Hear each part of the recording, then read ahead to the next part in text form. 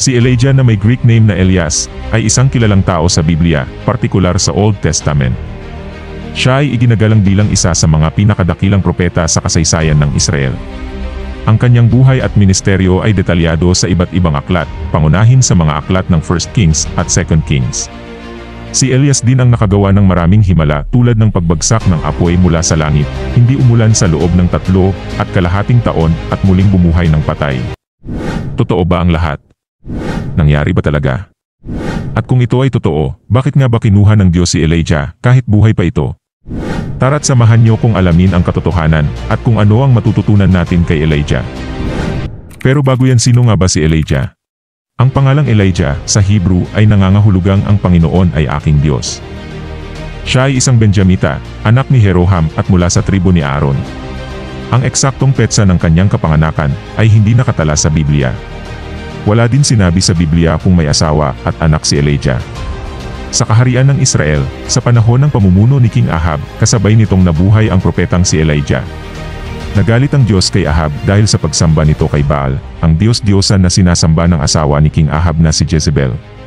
Nag-asawa si Solomon ng maraming asawang banyaga. Ang mga banyagang asawang ito ay sumamba sa mga huwad na Diyos. Dahil dito, naging laganap sa lupain ang pagsamba sa mga Diyos-Diyosan. Dahil sa pagsamba sa huwad ng mga Diyos, ang Panginoon ay nagpahayag ng kahatulan sa bansang Israel, at ito ay nahati sa dalawang kaharian pagkamatay ni Solomon.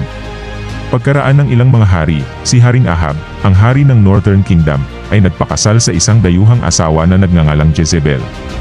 Itinaguyod ni Jezebel ang pagsamba sa huwad ng mga Diyos na ito sa pamamagitan ng paggamit ng di mabilang na mga propeta ni Baal at Asera. Sinabi ni Elijah kay Ahab, "Tinitiyak ko sa iyo, sa harap ng buhay na Panginoon, ang Diyos ng Israel na aking pinaglilingkuran, na wala ni hamog o ulan na darating sa loob ng ilang taon hanggat hindi ko sinasabi na umulan o humamog." At ito ang unang himala na ginawa ni Elijah. Pagkatapos, sinabi ng Panginoon kay Elijah, "Umalis ka rito, tuntunin mo ang daan pasilangan at magtago ka sa daluyan ng tubig Kerit sa bandang silangan ng Jordan. Sa ilog ka uminom, at uutusan ko ang mga uwak na magdala sa iyo ng pagkain doon." Sinunod ni Elijah ang utos ng Panginoon sa kanya. Pumunta siya sa daluyan ng tubig sa Kerit, sa bandang silangan ng Jordan, at doon nanirahan. Dinadalhan siya ng mga uwak ng tinapay at karne tuwing umaga at gabi. At sa ilog siya uminom. Kinalaunan, natuyo ang ilog dahil hindi na umulan. Iniutos agad ng Panginoon kay Elijah na pumunta sa Zarephath sa Sidon at doon manirahan. May isang biyuda roon na inutusan ng Diyos na magpapakain kay Elijah. Kaya pumunta si Elijah sa Zarephath. Pagdating niya sa pintuan ng bayan, may nakita siyang biyuda na nangangahoy. Humingi si Elijah ng kaunting tubig na maiinom at ng tinapay. Ngunit sinabi ng biyuda na wala na siyang tinapay at ang natitira na lang ay isang dapot na harina sa mangkok at kaunting langis sa banga. At ang sabi pa, "Ang natitirang harina ay para sa akin at sa anak ko, at kapag naubos na namin ito, mamamatay na kami sa gutom." Sinabi ni Elijah sa kanya, "Huwag kang mag-alala. Umuwi ka at gawin ang sinabi mo. Pero ipagluto mo muna ako ng maliit na tinapay mula sa natirang harina, at dalhin mo agad ito sa akin. Pagkatapos magluto ka rin para sa iyo at sa anak mo. Sapagkat ito ang sinasabi ng Panginoon, ang Diyos ng Israel, hindi mauubusan ng harina ang iyong mangkok, at hindi mauubusan ng langis ang iyong banga hanggang sa araw na padalhan ko ng ulan ang lupa." Umalis ang babae at ginawa niya ang sinabi ni Elijah. Kaya may pagkain araw-araw para kay Elijah, at para sa biyuda at sa kanyang anak. Sapagkat hindi nauubos ang harina sa mangkok at hindi rin nauubos ang langis sa banga, ayon sa sinabi ng Panginoon sa pamamagitan ni Elijah. Kinalaunan, ang anak ng biyuda ay nagkasakit ng malubha, at ang nakakalungkot ay namatay ang bata.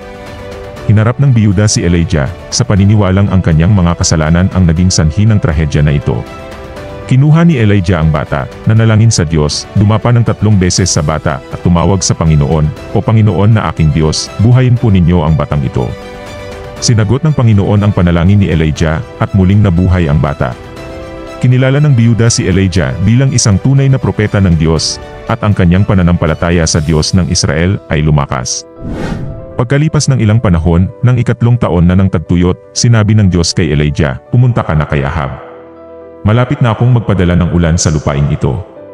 At nagpunta nga si Elijah kay Ahab.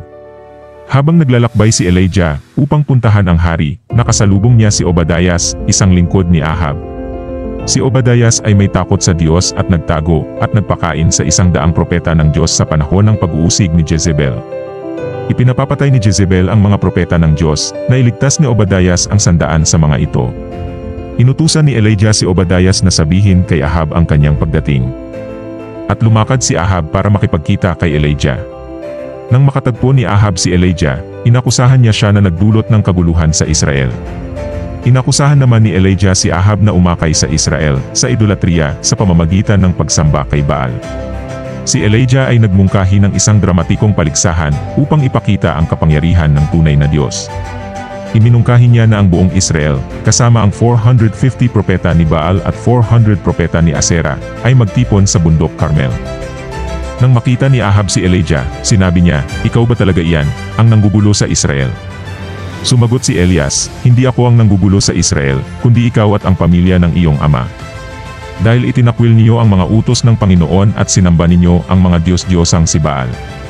Ngayon, tipunin mo ang lahat ng mamamayan ng Israel para samahan nila ako sa bundok ng Carmel. At papuntahin mo rin ang 450 propeta ni Baal at ang 400 propeta ni Asherah na pinapakain ni Jezebel." Kaya tinipon ni Ahab ang lahat ng mamamayang Israelita at ang mga propeta sa bundok ng Carmel. Lumapit si Elijah sa mga tao at sinabi, "Hanggang kailan pa ba kayo mag-aalinlangan? Kung ang Panginoon ang totoong Diyos, sundin niyo siya. Pero kung si Baal ang totoong Diyos, sundin niyo ito." Pero hindi sumagot ang mga tao. Sinabing muli ni Elijah sa kanila, "Ako na lang ang natitira sa mga propeta ng Panginoon, pero si Baal ay may 450 propeta. Ngayon, dalhan niyo kami ng 2 toro." Pagkatapos, pumili ang mga propeta ni Baal ng kanilang kakatayin at ilagay ito sa ibabaw ng gatong, pero hindi ito sisindihan. "Ganoon din ang gagawin ko sa 1 toro, ilalagay ko rin ito sa ibabaw ng gatong at hindi ko rin ito sisindihan. Pagkatapos, manalangin kayo sa inyong Diyos, at mananalangin din ako sa Panginoon. Ang sasagot sa pamamagitan ng apoy ang siyang totoong Diyos." At sumang-ayon ang mga tao. Sinabi ni Elijah sa propeta ni Baal, "Manalangin na kayo sa inyong Diyos, pero wag niyong sisindihan ang gatong." Kaya kinuha ng mga propeta ni Baal ang toro na dinala sa kanila, at inihanda ito. Pagkatapos, nanalangin sila kay Baal mula umaga hanggang tanghali. Sumigaw sila, "O Baal, sagutin mo kami." Sumayaw-sayaw pa sila sa paligid ng altar na ginawa nila. Pero walang sumagot. Nang tanghaling tapat na, ininsulto na sila ni Elijah. Sabi niya, "Sige, lakasan niyo pa ang pagsigaw, Diyos naman siya. Baka nagbubulay-bulay lang siya, o nagpapahinga, o may pinuntahan, o nakatulog at kailangang gisingin." Kaya sumigaw pa sila ng malakas at sinugatan ang mga katawan nila ng sibat at espada ayon sa kinaugalian nila, hanggang sa dumanak ang dugo. Lumipas ang tanghali, tuloy-tuloy pa rin ang pagsigaw nila hanggang lumampas na ang takdang oras ng paghahandog, pero wala pa ring sumagot sa kanila. Pagkatapos, nagsalita si Elijah, at inayos niya ang altar ng Panginoon na nagiba. Kumuha siya ng 12 bato na sumisimbolo ng 12 lahi ng mga anak ni Jacob. Ginawa niyang altar ang mga bato para sa Panginoon at ginawa ng kanal ang paligid ng altar. Isinalansan niya ang mga kahoy, pagkatapos, sinabi niya, "Kumuha kayo ng 4 na bangang tubig at ibuhos sa handog at sa kahoy." Ganoon nga ang ginawa nila. Pagkatapos nilang buhusan, sinabi ulit ni Elijah, "Buhusan pa ninyo sa 2 pagkakataon." Sinunod nila ang sinabi ni Elijah, at umagos ang tubig sa paligid ng altar, at napuno ang kanal. Nang oras na ng paghahandog, lumapit si Propeta Elijah sa altar at nanalangin. Sinabi niya, "Panginoon, Diyos ni Abraham, ni Isaac at ni Jacob, patunayan niyo sa araw na ito, na kayo ang Diyos ng Israel at ako ang inyong lingkod, at ginawa ko ang lahat ng ito ayon sa utos ninyo. Panginoon, dinggin niyo po ako, para malaman ng mga tao na kayo ang Panginoon, ang Diyos, at nais niyo silang magbalik loob sa inyo." Dumating agad ang apoy na galing sa Panginoon, at sinunog nito ang handog, ang gatong, ang mga bato at ang lupa, at natuyo ang kanal. Nang makita ito ng lahat ng tao, nagpatira pa sila at sinabi, "Ang Panginoon ang siyang Diyos." Iniutos agad ni Elias sa mga tao, "Dakpin niyo ang mga propeta ni Baal." Dapat walang makataka sa kanila. Dinakip ang lahat ng propeta ni Baal at dinala nila Elias sa lambak ng Kishon at pinagpapatay. Pagkatapos, sinabi ni Elijah kay Ahab, "Humayo ka, kumain at uminom dahil paparating na ang malakas na ulan." Kaya humayo si Ahab para kumain at uminom, pero si Elijah ay umakyat sa bundok ng Carmel at nanalangin, na nakaluhod at nakayuko sa lupa. Di nagtagal, dumilim ang langit dahil sa makapal na ulap. Humangin at umulan ng malakas, at sumakay si Ahab sa karwahe, at pumunta sa Jezreel. Pinalakas ng Panginoon si Elijah. Ibinikis niya sa baywang ang balabal niya at tumakbo, at nauna pa kay Ahab papunta sa Jezreel. Ngayon, sinabi ni Ahab sa asawa niyang si Jezebel ang lahat ng ginawa ni Elias, at kung paano nito pinagpapatay ang lahat ng propeta ni Baal. Kaya nagpadala si Jezebel ng mensahe para kay Elijah na papatayin siya kinabukasan. Natakot si Elijah, kaya tumakas siya papunta sa Beersheba. Pagkatapos, naglakad siya ng isang araw papuntang ilang, nagpahinga siya, at umupo sa ilalim ng punong kahoy, at nanalangin na mamatay na lang sana siya. Habang nagpapahinga si Elijah sa ilalim ng puno, nagpakita ang isang anghel ng Panginoon, binigyan siya ng pagkain, at tubig, at hinikayat siyang kumain at uminom para sa nalalapit na paglalakbay. Sa kalaunan ay narating ni Elias ang bundok Horeb, ang mismong bundok kung saan nakatagpo ni Moises ang Diyos. Doon, pumasok siya sa isang kuweba, at nagpalipas ng gabi. Tinanong ng Panginoon si Elias kung bakit siya naroroon, at ipinahayag ni Elias ang kanyang pagkabalisa, at ang pag-uusig na kanyang kinaharap. Inutusan siya ng Diyos na tumayo sa bundok, at nasaksihan ni Elijah ang isang malakas na pagpapakita ng mga likas na kapangyarihan, may dumaan na napakalakas na hangin, na bumitak sa mga bundok at dumurog sa mga bato. Isang lindol, at isang apoy. Pagkatapos, may narinig siyang tinig na parang bulong. Nang marinig ito ni Elijah, nagtakip siya ng kanyang mukha gamit ang kanyang balabal, lumabas siya at tumayo sa bungad ng kuweba.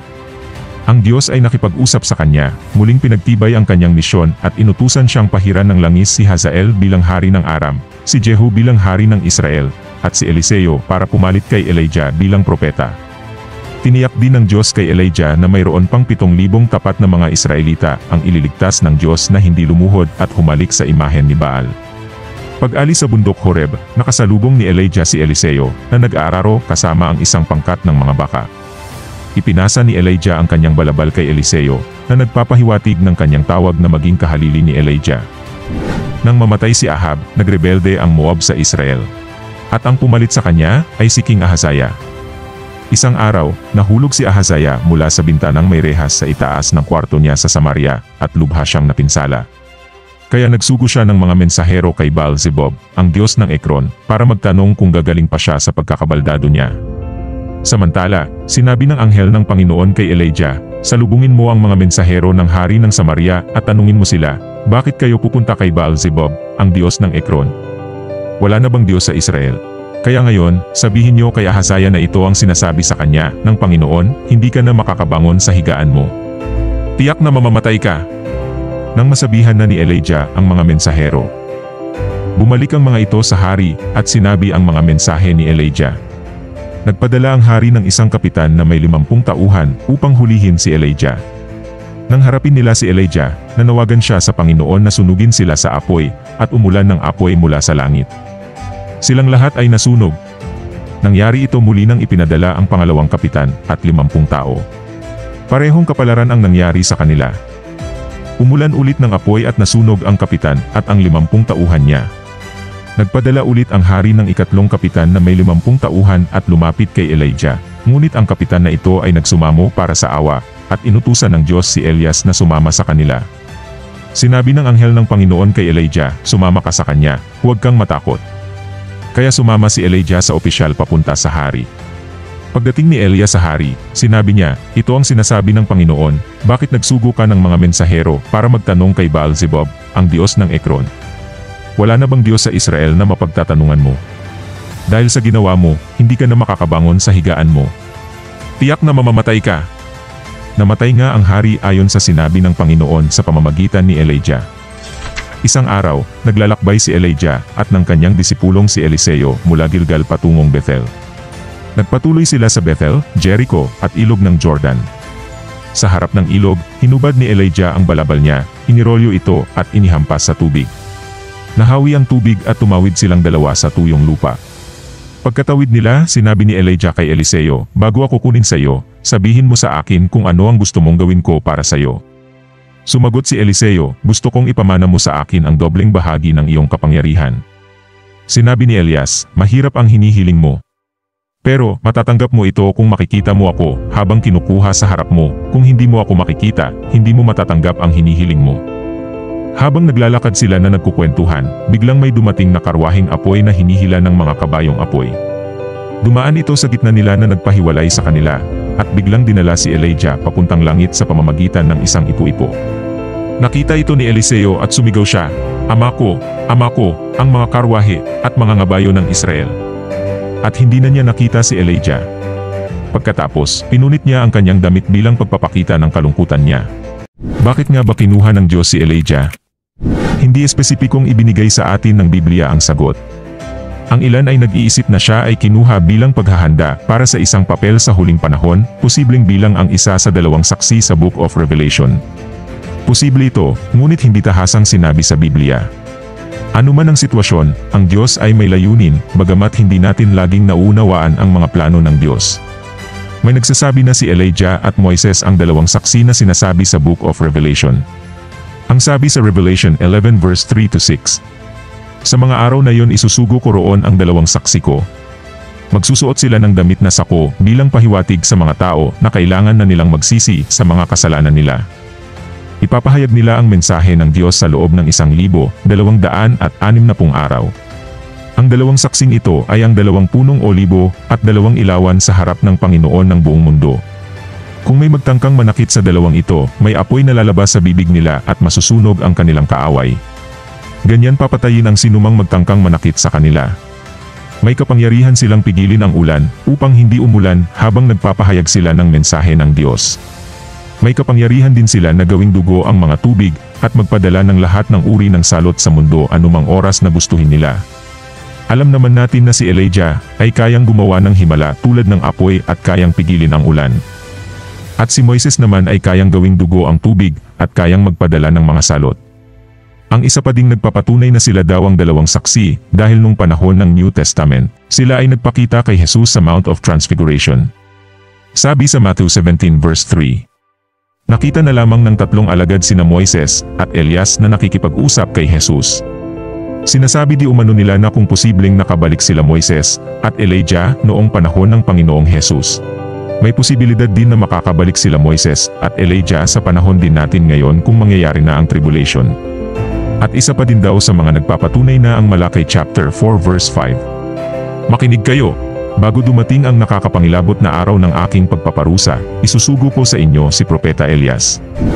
May nagsasabi din naman na ang 2 saksing ito ay sina Elijah at Enoch dahil si Enoch naman ay hindi din nakaranas ng pisikal na kamatayan tulad ni Elijah. Ang 2 saksing ito ay inaasahan daw na lalabas pagdating ng tribulation. May nagsasabi din na ang 2 saksi ay ang 2 churches na binubuo ng mga Hudyo at mga Hentil. Ang Book of Revelation ay signified. Ibig sabihin hindi literal ang interpretasyon dito, subalit symbolic.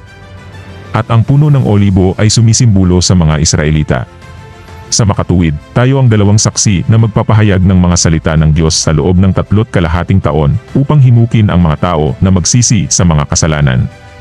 Lagi lang nating tandaan na hindi natin kailangan mag-away kung sino ang 2 saksi na magbabahagi ng salita ng Diyos. Gawin lang natin ang mga sinasabi ng Diyos at sumunod sa kanyang mga utos. Ano nga ba ang matututunan natin kay Elijah? Ang sabi sa 1 Kings 19 verse 2-3, Kaya nagpadala si Jezebel ng mensahe para kay Elias na nagsasabi, Lubusan sana akong parusahan ng mga Diyos kung sa ganitong oras bukas ay hindi pa kita napapatay. Tulad ng ginawa mo sa mga propeta. Natakot si Elias, kaya tumakas siya papunta sa Beersheba na sakop ng Juda, at iniwan niya roon ang utusan niya.